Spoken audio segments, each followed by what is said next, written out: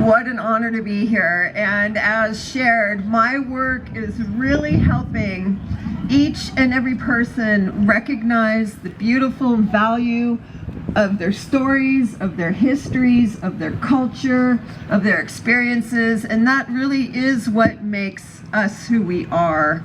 And I fear, and what keeps me up at night, of course, with all of the other terrible stuff we hear every day, is that human beings, I fear, are losing their ability to engage in their inner landscapes.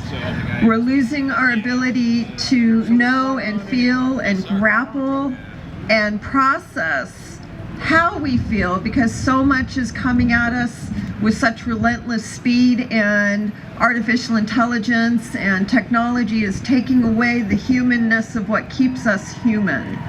So I was asked, like, what's one thing I want each of you to carry with you today? And we have enough people out in the world trying to silence us.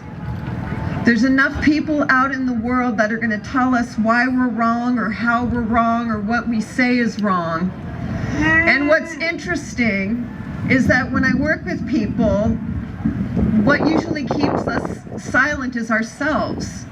We're afraid. We're afraid of what we want to say. We're afraid of our words and our expression. And so there's big things happening in the world, and how can you keep your own world pure and full of love is literally 5 minutes in the morning with coffee or tea, is to just put pen to paper.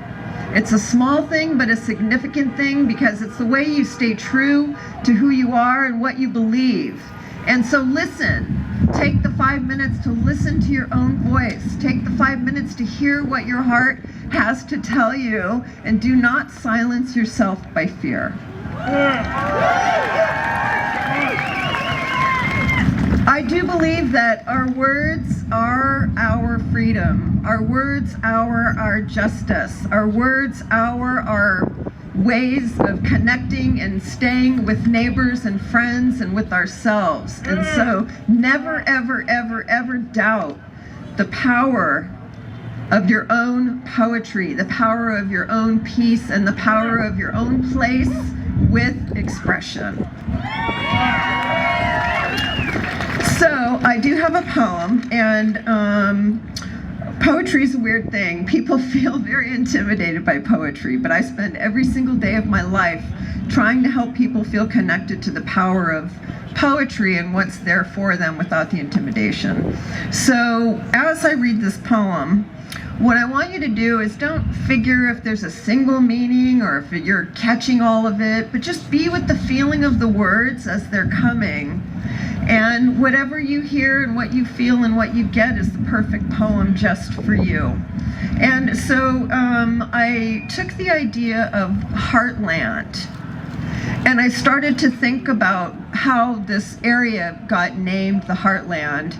And I did a little bit of research, and if you're interested, the history of Heartland is fascinating. But what I wanted to do was reimagine the idea of the heartland. And if people are the heart of a place, I wanted to reframe this idea of the heartland and where the heartland begins.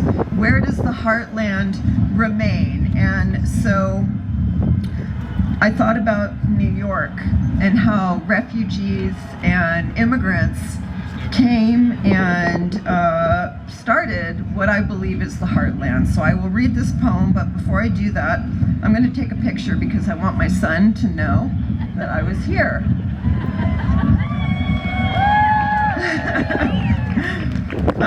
And I also want to thank the volunteers.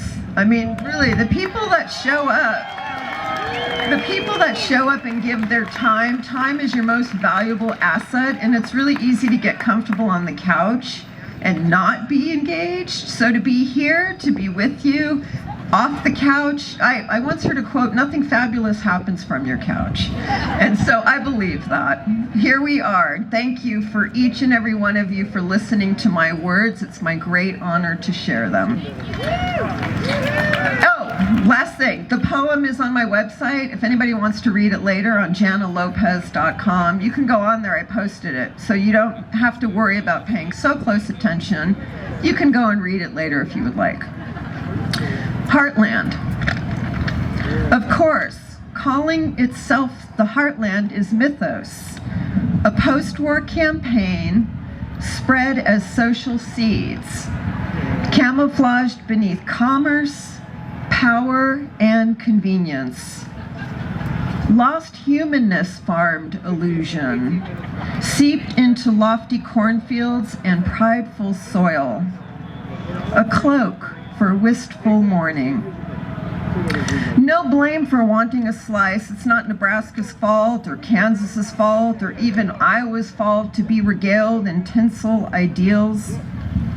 Stuck, really, within floating clouds of idyllic dreams, white pasteurized looking glasses reflecting family. But like so much of America's present and past, shady, exploitive, deceptively dreamy, boats and planes and trains of both willing and forced wistful hearts sprouted crops of our experience, horizons where truth and lies birthed boundaries of turmoil between belonging or exile, depending on whose version you need. But can't we be honest here? If people really make place, if immigrants and lore and culture bleed freedom and language and ritual and skin color are veins, then New York land breathes a more relational heart within Americana's birthright of grit and grace. Transatlantic ghosts of sacrifice claim place.